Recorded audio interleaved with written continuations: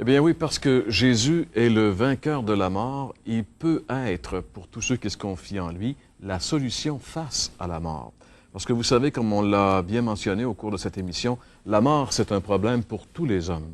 Quelqu'un a dit que c'est d'ailleurs la plus démocratique de toutes les expériences.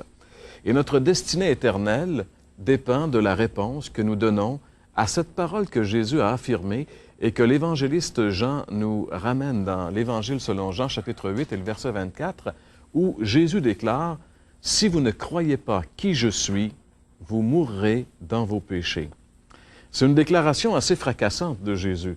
Jésus dit « Si vous ne croyez pas qui je suis, vous allez mourir, mais vous allez mourir dans vos péchés. » C'est-à-dire que vous allez mourir dans votre culpabilité et que vous devrez affronter un Dieu qui est 3 fois saint, recouvert de vos propres péchés.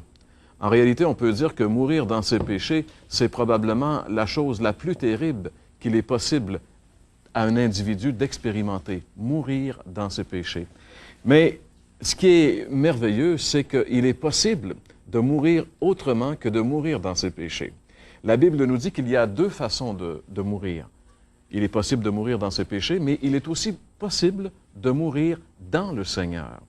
Dans le livre de l'Apocalypse, le dernier livre de la Bible, nous pouvons lire ensemble au chapitre 14 et au verset 13, Apocalypse chapitre 14 et le verset 13, nous pouvons lire ce verset qui dit « Heureux dès à présent les morts qui meurent dans le Seigneur. » Heureux dès à présent les morts qui meurent dans le Seigneur.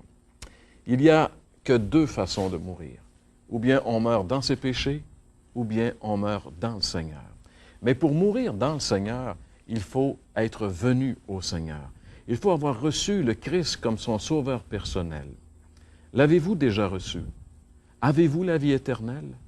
Êtes-vous vraiment certain au plus profond de vous que vos péchés sont pardonnés, que vous avez la paix avec Dieu, que vous êtes devenu un enfant de Dieu? Pouvez-vous dire, oui, je sais que je suis né dans ce monde à telle date, mais que je suis né aussi dans le royaume de Dieu, spirituellement, à telle date? Parce que vous savez, Jésus un jour a dit, si un homme ne naît de nouveau, il ne peut ni voir ni entrer dans le royaume de Dieu. Donc la nouvelle naissance, c'est ça, recevoir le Christ.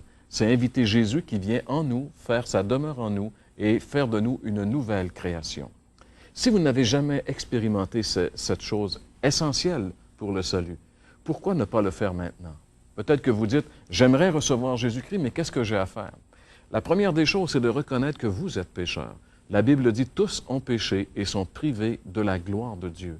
Nous sommes tous par nature des pécheurs. Par nature, nous sommes tous séparés de Dieu. En réalité, par nature, nous sommes tous dans nos péchés.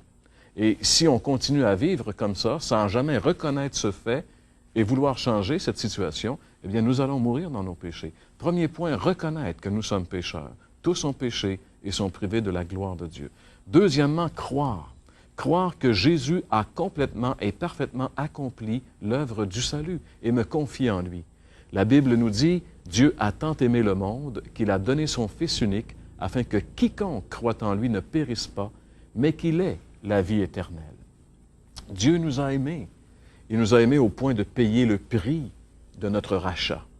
On n'a pas à se racheter soi-même, on n'a qu'à croire que Jésus a accompli notre rachat. Et finalement, c'est de le recevoir par la foi comme notre sauveur personnel. La Bible dit dans l'Apocalypse, chapitre 3 et le verset 20, « Je suis à la porte et je frappe. » Jésus dit, « Je suis à la porte et je frappe. Si quelqu'un entend ma voix et ouvre, j'entrerai chez lui et je souperai avec lui. » À nouveau aujourd'hui, à l'instant même, Jésus frappe à la porte de votre cœur. Voulez-vous lui ouvrir? Dans un simple mot de prière, simplement dire, « Seigneur Jésus, je reconnais que ce sont mes péchés qui t'ont fait souffrir et mourir sur la croix. Je reconnais, Seigneur, que sans toi, je vais mourir dans mes péchés. Mais Seigneur, je veux mourir en toi. Je veux que tu viennes maintenant dans ma vie. Viens, Seigneur, prends ma vie et fais de moi ce que tu veux. »